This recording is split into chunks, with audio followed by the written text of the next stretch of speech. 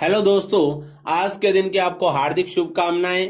और स्त्री शिक्षा के लिए काम करने वाली महानायिका सावित्रीबाई फुले, जिनका 3 जनवरी को जन्मदिन है, तो आप ये भाषण आप उनके जन्मदिन पर दे सकते हैं किसी भी मंच पर। और वैसे भी आप शिक्षा के लिए कोई भाषण देते हैं, वहां पर भी, स्कूल में भी आप ये भाषण दे सकते हैं।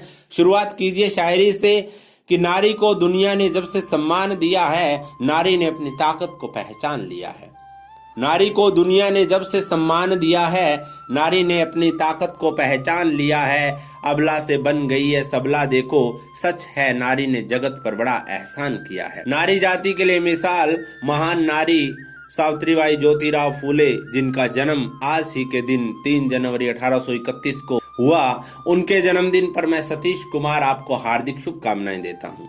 भारत की इस प्रथम महिला शिक्षिका, समाज सुधारिका एवं मराठी कवयित्री के जन्मदिन पर मुझे अपने भाव प्रकट करने का अवसर मिला, इसके लिए आपका आभार।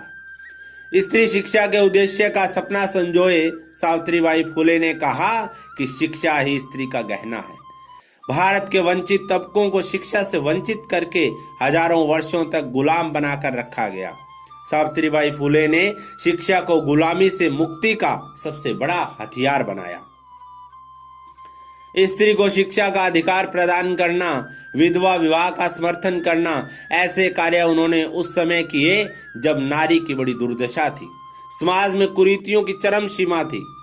तू आग में ए औरत जिंदा भी जली बरसों, तू आग में ए औरत जिंदा भी जली बरसों, सांचे में हर एक गम के चुपचाप ढली बरसों।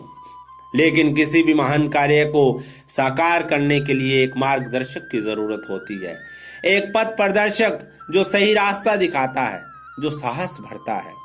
सौभाग्य से महात्मा ज्योतिबा फूले, जिनको महाराष्ट्र और भारत में सामाजिक सुधार आंदोलन में एक सबसे महत्वपूर्ण व्यक्ति के रूप में जाना जाता है, सावित्रीबाई फुले के संरक्षक, गुरु और समर्थक, हर बिरादरी और धर्म के लिए काम करते हुए जब सावित्रीबाई कन्याओं को पढ़ाने के लिए जाती थी, तो रास्ते में लोग उन पर गंदगी, कीचड़, गोबर, विष्ठा तक फेंका करते थे। सावित्रीबाई एक साड़ी अपने थैले में लेकर चलती थी और स्कूल पहुंचकर गंदी कर दी गई साड़ी बदल लेती थी। अपने पथ पर चलते रहने की प्रेरणा बहुत अच्छे से देती है।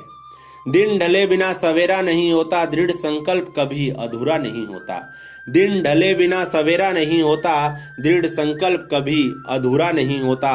अगर हो जज्बा कुछ कर दिखाने का, तो जीवन में कभी अंधेरा नहीं होता।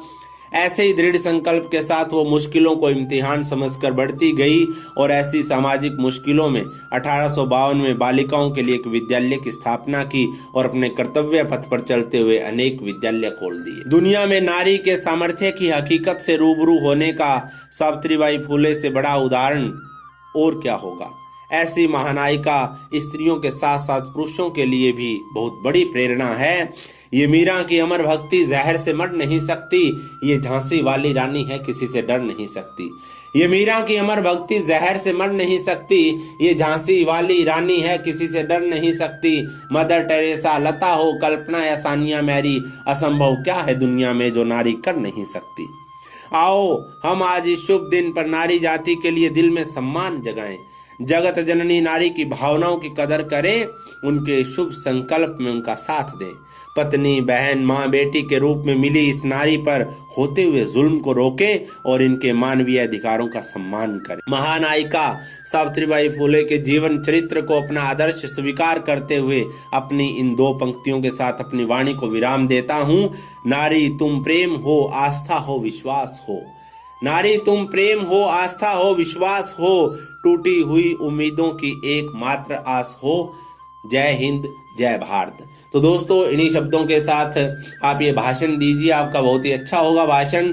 और आपको पब्लिक स्पीकिंग सीखनी है, मंच संचालन सीखना है, बहुत अच्छा वक्ता बनना है, दिए गए कॉन्टैक्ट नंबर पर कॉन्टैक्ट कीजिए। धन्यवाद।